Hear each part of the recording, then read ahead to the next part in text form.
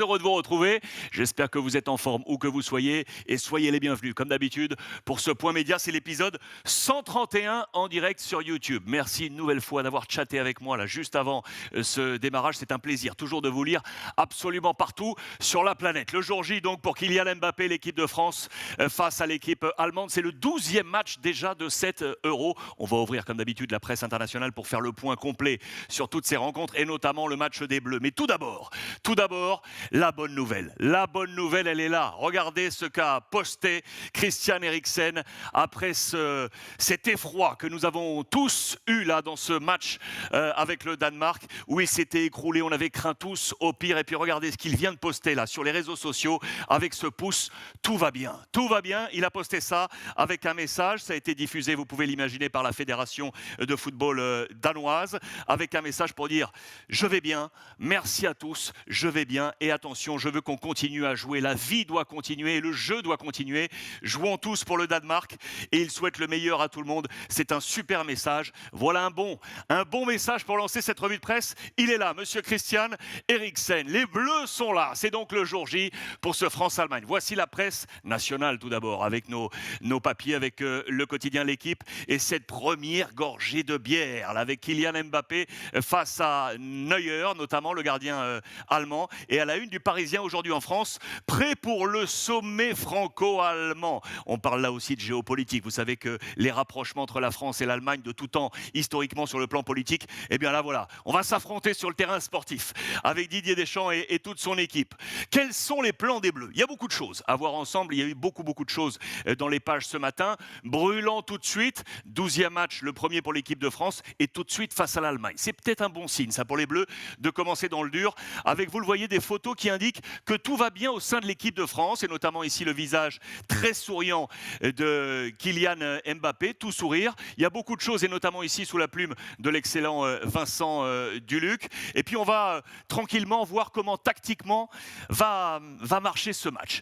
Alors, tactiquement, voilà ce qu'on nous propose. Vous le savez, c'est ce 4-3-3 dit hybride de Didier Deschamps, là, depuis un petit moment, qui se transforme en 4-4-2 avec cette forme de losange dans la continuité. Et un homme au cœur de ce système, c'est également Adrien Rabiot, car vous le savez qu'il y a plutôt une balance, un ballottage sur ce poste entre Rabiot et Tolisso. Vraisemblablement, selon les dernières informations, c'est bien Adrien Rabiot, le joueur de la Juventus de Turin, qui prendra ce poste face à Tolisso, le joueur du Bayern Munich. En face, je vous l'ai dit, il y a Manuel Neuer. Il connaît par cœur cette équipe de France, notamment avec ses coéquipiers au Bayern. On pense à Tolisso, on pense à Coman, on pense à Hernandez également, mais il connaît également parfaitement les attaquants des Bleus. Avec ici, regardez ce papier qui illustre tous les duels de Neuer face aux attaquants tricolores, Antoine Griezmann ou encore l'ami Benzema ou encore Kylian Mbappé. Il les a tous affrontés, fortunes diverses. On va avoir en tête déjà tous ces duels parce que ces hommes se connaissent parfaitement. Voici le plan probable annoncé. Alors, on va prendre le temps de regarder tout ça. D'abord avec l'équipe allemande. Neuer dans les buts, ok? La formation de Jogi Löw. La charnière ici avec Ginter, Hummels et Rudiger. On va en reparler de Rudiger. Au milieu de terrain, pour tenir la baraque, ici avec Toni Kroos, le maître à jouer, et Gundogan, 30 ans, 31 ans, expérience, joueur de Manchester City et du Real Madrid. Ça va être très lourd au milieu de terrain. Sur les flancs, lui qui a repris ce poste à droite, vous le savez, mutation sur ce poste avec réussite, comme l'âme, on s'en souvient lorsque l'Allemagne avait été sacrée championne du monde, 26 ans pour Kimmich. Gosens, 26 ans également, Atalanta Bergame, magnifique pour prendre le couloir gauche. Et puis sur le plan offensif, Thomas Müller, 31 ans, Havertz, 22 ans, préféré à Sané, on vous l'avait dit, vous vous en souvenez hier avec notre copain Hardy Hasselbruck, notre correspondant allemand dans le MAG. Et à la pointe de l'attaque, ce sera Gnabry, 25 ans, normalement à la place de Werner, qui pourrait être également une solution quant à sa rapidité. Affaire à suivre, mais voici le plan probable. Du côté de l'équipe de France, alors là, vraisemblablement pas de surprise. Lloris donc dans les buts, Kimpembe, Varane, Pavard, lui aussi le Munichois, Hernandez, les deux Munichois face à Neuer, et donc Adrien Rabiot qui devrait prendre ce poste, N'Golo Kanté ici, Paul Pogba, Kylian Mbappé, Karim Benzema et Antoine Griezmann. Plan probable de l'équipe de France. Quels seront les duels et les affrontements quant à ces forces vives? Alors beaucoup de choses. Décryptage proposé par nos confrères de l'équipe. Le décryptage l'image de l'équipe allemande, des atouts mais pas partout. L'Allemagne a de quoi faire mal aux Bleus sur la largeur et sait attaquer la profondeur. Mais ces points faibles conviennent parfaitement à l'équipe de France. Il y a plusieurs points faibles. Allez lire tout ça dans les colonnes de l'équipe, c'est très intéressant pour percevoir le match de ce soir et peut-être aller trouver la bonne cote avec les copains de NetBet. Je vous en parle dans un instant. Ici, parfait également, pour montrer que l'équipe d'Allemagne n'a pas peur. On nous dit en conférence de presse que les Allemands n'ont pas peur de l'équipe de France, pourtant avec le statut de favori numéro 1. Vous le savez, les Allemands n'ont pas peur. Et il y a un homme qui a annoncé que on va aller au charbon. C'est l'ami Rudiger. Il a annoncé vouloir jouer sale, je le cite, c'est entre guillemets, contre la France. Le défenseur allemand de Chelsea a donné un aperçu de son style aussi rugueux qu'efficace. On s'attend à un affrontement tout-terrain, ça va être génial, avec Rudiger au cœur de tout ça. Didier Deschamps qui a été loué par l'ensemble des connaisseurs, des spécialistes du monde du football international, ceux qui ont joué contre lui, ceux qui l'ont commenté. C'est assez intéressant et la valeur forte qui ressort de ces différents commentaires. Il y a du Paolo Futre, il y a du Hardy Hasselbruck, notre confrère qui est avec nous tous les soirs en direct dans le MAG. Il y a Santiago Canizares, il y a encore du Andrea Santoni, très bon journaliste du Corriere dello Sport.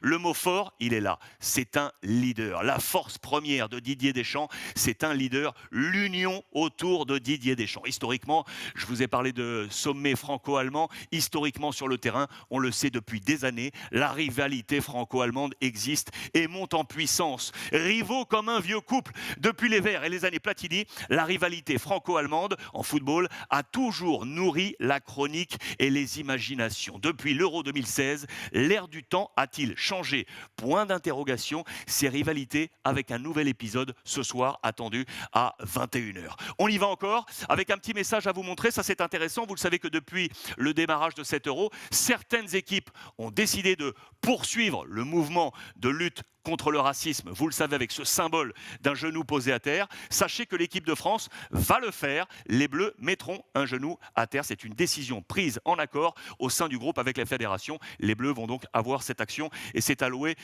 notamment ce soir. On va progressivement monter en puissance dans ce match. On va aller vers les cotes. Mais attention, ce n'est pas le seul match dans ce groupe. Il est important parce que vous le savez, il y a également le Portugal. Ce que je vous propose, c'est d'ouvrir les deux champs pour aller voir ce qui va se passer avec l'équipe de France parce qu'on va également avoir un œil sur ce match portugais. Bien évidemment, le Portugal qui affronte la Hongrie avec bien évidemment Cristiano Ronaldo. Est-ce que les Portugais vont être capables de répéter leur exploit face à la France? On s'en souvient en finale avec ce titre européen. Ils sont les tenants du titre. Cristiano est le grand totem. Il est à la une de toute la presse portugaise. Nous sommes les champions. C'est le mot fort marqué en conférence de presse. Statut également à relever de la part du Portugal. Voici le 11 probable d'ailleurs de Santos. Il y a quelques interrogations dans ce 11, mais voici, c'est probable, attention. Avec Rui Patricio dans les buts, la charnière, là, normalement, pas de surprise. Avec Pep et Ruben Dias de Manchester City. Guerreiro sur le flanc gauche, Nelson Semedo sur le flanc droit, car vous le savez, il n'y a plus de Cancelo, touché par la Covid, plus de Cancelo. Du coup, c'est Semedo qui va jouer ici à droite. Ruben Neves et William Carvalho pour tenir tout ça. Bruno Fernandes, Bernardo Silva, Diogo Jota et Cristiano Ronaldo. Voici le 11 portugais. Moi, j'irais bien mettre un petit caillou sur les Portugais d'ailleurs. Je vais vous en parler tout de suite dans ces cotes avec NetBet. Nos copains de l'équipe nous parlent d'un Portugal qui a un peu changé par rapport à cette grande finale face à l'équipe de France. Un groupe pas si neuf, en manque de Cancelo, je viens de vous le dire, mais avec l'éternel Cristiano Ronaldo, bien évidemment. Et du coup, voici les cotes. Attention, parce que les Hongrois vont jouer à domicile. On joue à Budapest. Attention, ça peut être intéressant dans le cadre de ce match. D'ailleurs, regardez, la Hongrie fait le plein. Les supporters seront là pour accompagner face aux Portugais. Alors, les cotes des deux matchs, on va y venir, ça y est. Cote des deux matchs. France-Allemagne, regardez, c'est ultra indécis, c'est en train de bouger. Foncez sur les plateformes de NetBet parce que ça bouge en ce moment même. Le nul est à 3,20. Victoire de l'Allemagne à 2,95. La victoire de l'équipe de France est à 2,72.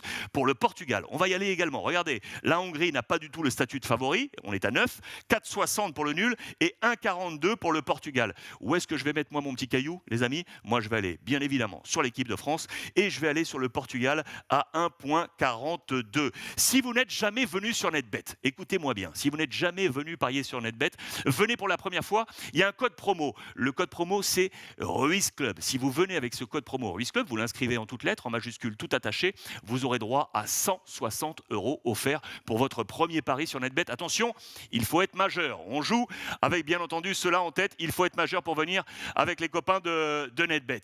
Les autres faits marquants de l'actualité de 7 €, avant de passer à la page Mercato. L'Italie, beaucoup de choses. Regardez tout ce qui se passe autour de l'Italie. Il y a notamment du Cristiano Ronaldo. Parce que dans sa conférence de presse, il a notamment parlé de son avenir. Va-t-il rester à la Juve, oui ou non? Il a mis tout ça une nouvelle fois en suspens et on nous dit que ce sont peut-être des paroles d'adieu du côté de Cristiano Ronaldo. On met en parallèle l'Euro et le marché des transferts et c'est normal parce que cette compétition sert quelque sorte de vitrine pour les joueurs. Voilà avec Cristiano Ronaldo qui est également à la une de Tuttosport. En parlant de la Juve, regardez Locatelli, le joueur de Sassuolo qui fait partie de l'équipe italienne de Mancini, très important dans ce dispositif de Mancini. Eh bien, il aurait choisi la Juventus de Turin. Il devrait quitter Sassuolo pour s'inscrire dans les plans de Max Allegri. Mancini, justement, dans les colonnes de la Gazzetta dello Sport, il a ses hommes, son 11. Il est là et vraisemblablement pour le prochain match face à la Suisse, cela ne devrait pas changer. Le match, c'est demain, les amis. Et son 11 est ici. Vous savez quoi? Je vous l'ai grossi avec une information très importante, c'est que Marco Verratti va bien. Il va de mieux en mieux. Il ne va pas démarrer ce match, à n'en pas douter, mais il pourrait démarrer le 3e match de l'Italie pour, ça y est, entrer dans la compétition, prendre un peu de temps de jeu pour cette deuxième rencontre face à la Suisse, mais normalement ne pas être titulaire. Mancini, vous le voyez là, ne va donc rien changer. L'unique changement, il est ici, puisque Florenzi, le latéral de l'AS Roma, qui est aujourd'hui au Paris Saint-Germain, est touché, vous le savez, et du coup, c'est Di Lorenzo, le Napolitain, qui devrait prendre cette place. Voici le 11, et vous le voyez, Locatelli, il est là. Pas de Verratti, toujours pas de Verratti, autour de Jorginho et Barella. Ça fonctionne bien, et notamment avec le trident offensif Berardi, Immobile, Insigne. L'Italie va bien, les amis, va même très bien. Du côté de l'équipe anglaise, après la première victoire en match de poule, on s'interroge, regardez, on s'interroge du côté de l'Angleterre sur...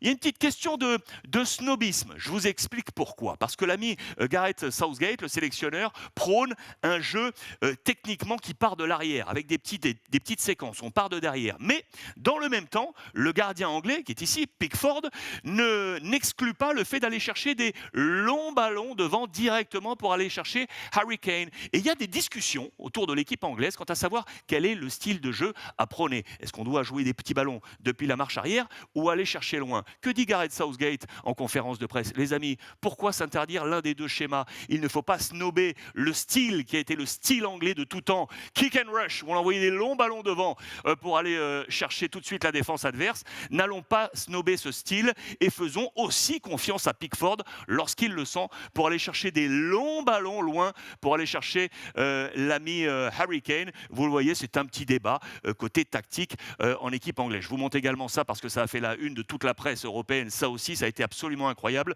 Vous l'avez très certainement vu. Le but hier, absolument fou, de Chic avec la République tchèque face aux Écossais 2-0. Un but de la moitié du terrain où le gardien écossais a couru pour aller chercher ce ballon. Il a trébuché. Le ballon a fini sa course au fond des filets. Et lui, avec le gardien, ça fait la une de la presse anglaise également. Hier, aïe, vous savez ma double nationalité franco-espagnole. Hein. Imaginez ce que j'ai pu ressentir quand j'ai vu ce 0-0.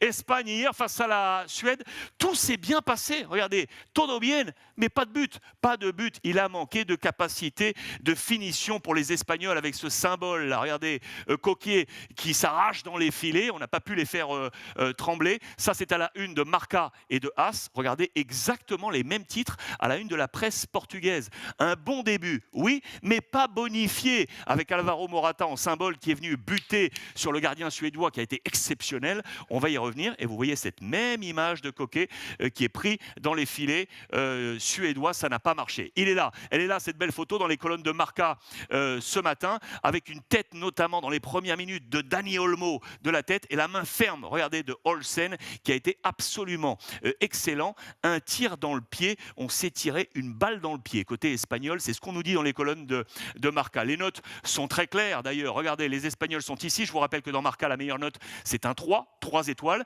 Aucune 3 étoiles côté espagnol. À noter que Laporte, le Français, a été titularisé. 1 étoile pour lui. Et vous voyez que la meilleure note du match, logiquement, elle est pour Robin Olsen, le gardien suédois qui a été absolument monstrueux. 3 étoiles également pour Isaac, le joueur de la Real Sociedad. Les Espagnols qui jouaient sans Sergi Busquets, touché par la Covid, le capitaine, c'est Alba qui avait le brassard de capitaine. On espère retrouver très très vite l'ami Sergi Busquets qui est en pleine quarantaine, les 10 jours de quarantaine obligatoires, touché par la Covid. Dans ce même groupe, à noter un résultat qui a été assez surprenant d'ailleurs, c'est la Slovaquie qui a battu la Pologne 2-1. La Slovaquie a battu la Pologne 2-1 avec notamment un but de Skriniar. Lewandowski est resté à quai, bulle pour Lewandowski qui était tout seul, je vous le rappelle, en l'absence de Piątek et de Milik côté polonais. Les Espagnols, vous le voyez, qui sont restés sans but inscrit, toujours avec ce symbole d'Alvaro Morata. C'est intéressant. Petite touche également en marge dans le match. Regardez, Luis Enrique qui a déploré l'état de la pelouse sévillane. On jouait à Séville, à la Cartuja, le stade. Pas bonne pelouse. Et vous savez ce qu'il a fait du coup, Luis Enrique? Il a passé un petit coup de bigot et dès le lendemain, soit ce matin, regardez, tous les ouvriers étaient en place pour au maximum réparer, entre guillemets, cette pelouse parce que l'équipe d'Espagne va rejouer là, ici même. Luis Enrique pas content du tout et donc on était au travail ce matin. C'était la demande de Luis Enrique. Voilà pour le petit topo autour de l'Euro, mais on va continuer, on tourne la page et on passe au mercato. Alors au mercato, regardez, information majeure. Que va faire Cristiano Ronaldo à la Juve, les amis? C'est ce que je vous ai dit dans la partie Euro. Conférence de presse hier, en marge du match entre la Hongrie et le Portugal. Et donc, ces mots d'adieu de Cristiano Ronaldo, c'est comme ça qu'on l'a interprété de la part des confrères italiens, parce qu'il a semé le doute. Mon futur? Point d'interrogation. Ce que je sais, c'est que je vais faire le meilleur pour moi. Je vais faire le meilleur pour moi. Sa décision est propre. Rester à la Juve ou partir. Les mots d'adieu traduits ainsi. Vous me donnerez votre avis via le hashtag Ruiz Club. C'était le mot fort, ça, dans ce marché des transferts. Un marché très animé, notamment du côté du Barça. Les amis, je vous en ai parlé hier, en parallèle avec l'Olympique de Marseille. Pourquoi? Parce que Marseille serait très intéressé par cet homme-là, l'ailier américain Conrad de la Fuente, à hauteur de 5 millions d'euros. Je vous rappelle que le président de l'Olympique de Marseille, Monsieur Longoria, ex-Valence, connaît très très bien le directeur sportif de Barcelone, ex-Valence, lui aussi, on est là, Matteo Alemany. Du coup, les deux hommes se sont parlé et voilà un profil qui intéresse l'Olympique de Marseille, vraisemblablement. C'est en train de se faire, les amis, c'est dans les colonnes de Sport. Ça, c'est 5 millions dans les caisses du FC Barcelone. Dans les caisses également, les 8,5 millions d'euros pour Todibo. Nice lève l'option d'achat et du coup, Todibo, définitivement niçois. Voilà des petits cailloux là, du côté du Barça pour éventuellement aller chercher un nouveau sur le marché des transferts. Sur ce marché des transferts en marge, notez que le président Laporta construit toujours les différents organigrammes, les différents staffs, et notamment avec cette femme que vous ne connaissez très certainement pas, c'est Silvia Tremoleda. Alors Silvia Tremoleda, elle est nutritionniste. Elle était déjà au Barça de l'ère Frank Rijkaard.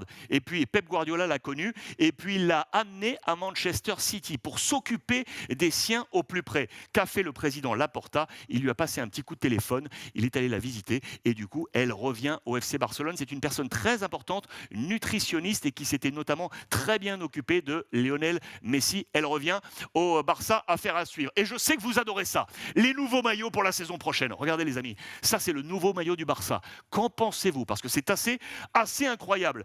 Il y a plusieurs choses à voir dessus.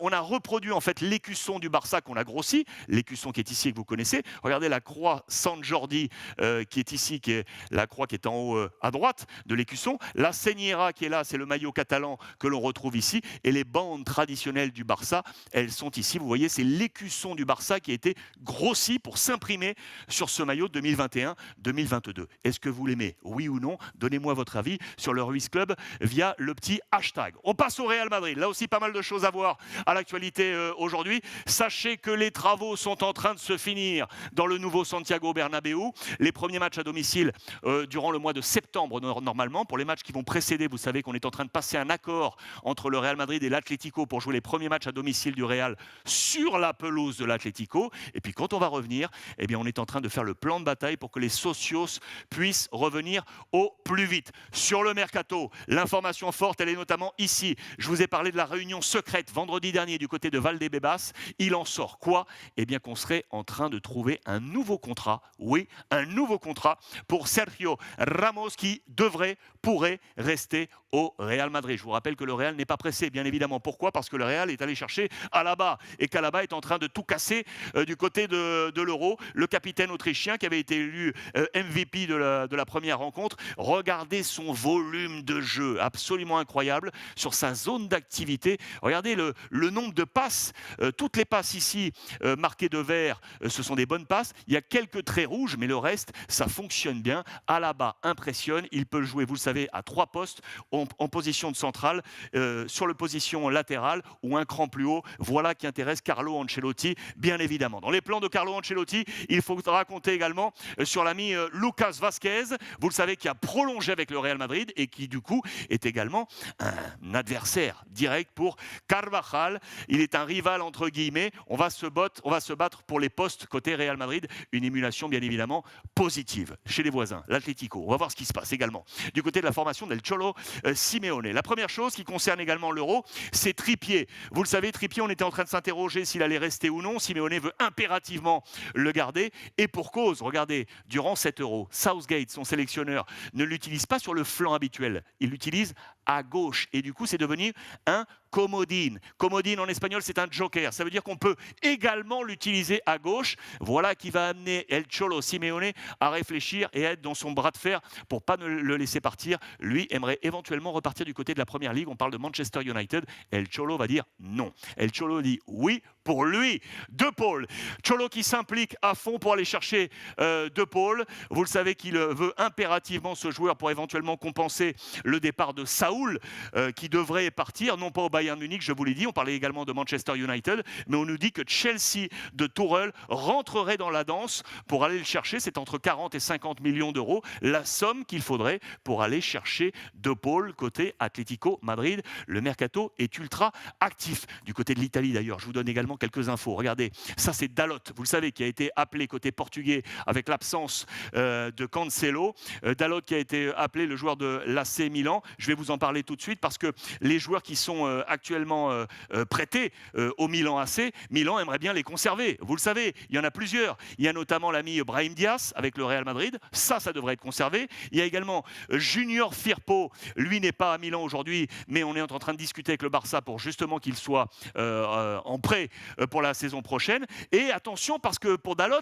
ça coince un petit peu. On nous dit que Manchester, qui est propriétaire de Dalot, est en train, pour l'instant, de corser le discours avec l'AC Milan. Ça, c'est une affaire à suivre pour les Milanais. Il y a une autre affaire, elle est là. Tonali. Vous savez que Milan est allé le chercher du côté de Brescia, mais pas pour l'instant en achat définitif. On l'a pris prêté, mais avec un contrat signé à hauteur de 35 millions d'euros. On a lâché déjà 10 millions pour le premier prêt. Il y avait ensuite 15 millions pour l'option d'achat, plus 10 pour le bonus. Ça faisait 35. Et à l'heure actuelle, vraisemblablement, il y a des discussions parce qu'on n'est pas sûr de le garder du côté de l'AC Milan. Et on nous dit que du coup, eh bien, bien, la Juventus de Turin pourrait être intéressée pour souffler tout ça. Discussion en ce moment entre Paolo Maldini, en charge du secteur sportif et stratégique de l'AC Milan, et le président de Brescia, Massimo Cellino, qui est ici. On discute autour de Tonali. Et on file enfin avec l'Inter et le Marketplace en Italie. Je sais que vous adorez ça. Regardez l'Inter avec l'ami Inzaghi, le nouveau coach, successeur de Conte, qui aimerait 2 nouveaux joueurs également dans son marché. Il est allé chercher un peu, regardez, on ne s'attendait pas forcément à ces noms. Stéphane Radou, 34 ans, grosse expérience, le défenseur, vous le savez, de la Lazio de Rome. Et lui, on s'y attendait vraiment beaucoup moins. Mathias Oliveira, 23 ans, uruguayen qui joue à Getafe, du côté de Madrid en Espagne. Voilà 2 nouvelles cibles pour l'Inter de Inzaghi. Marketplace en vrac, pour vous montrer quoi? On parle encore de Harry Kane, direction Manchester City, de Locatelli, je viens de vous en parler, direction la Juve, Kingsley Coman, qui pourrait intéresser Liverpool. Attention, ça c'est une affaire à suivre. Aymeric Laporte, qui intéresserait le Barça, je vous en ai parlé hier. On nous parle également de Florian Neuhaus, qui pourrait quitter Gladbach pour filer du côté de Liverpool. Donnarumma se rapproche, ça y est, du Paris Saint-Germain. La visite médicale à distance devrait avoir lieu. Les médecins du Paris Saint-Germain devraient se rendre sur le site de l'Euro où est hébergée l'équipe italienne pour passer les tests à Donnarumma et valider ce transfert définitif côté Paris Saint-Germain. Et en parlant du PSG, on nous parle également de l'avenir de Florenzi. Le PSG dispose encore de cette option d'achat, mais encore que pour quelques heures. Que va-t-il se passer pour Paris? Ça dépend de quoi? Du dossier Hakimi. Si on prend Hakimi, on libère Florenzi. Si on ne prend pas Hakimi finalement, est-ce qu'on garde oui ou non Florenzi? Affaire à suivre, bien évidemment, dans ce Marketplace. Voilà les amis, on en termine avec ce point média du jour. Je voulais terminer avec ce sourire, bien évidemment, c'est monsieur Eriksen. Et il est là, il va bien, il sourit, il a envoyé cette communication pour dire merci, merci à tous. C'est sur ce visage qu'on va clore cette revue de presse. Rendez-vous, attention, ce soir, viewing party, 20h30 autour du match de l'équipe de France, sur Twitch, avec toute l'équipe de First Team. On va se retrouver sur le stream, on va se régaler ce soir. Prise d'antenne 20h30 en direct ce soir. Et puis dans la continuité, 23h, ici même sur YouTube, Euro, le mag, tous les correspondants étrangers pour faire le point sur toute l'actualité européenne, sortir débrief du France-Allemagne, plus la page Mercato. Voilà les amis, le temps pour moi de saluer Jimmy et Alex qui sont avec moi en régie pour préparer tout ce petit process. Vous remercier de votre fidélité. On échange via le hashtag Ruiz Club, on suit la chaîne YouTube, on s'y abonne, elle est gratuite et on agite la petite clochette. Et en attendant, ce soir, n'oubliez pas, passez une belle journée.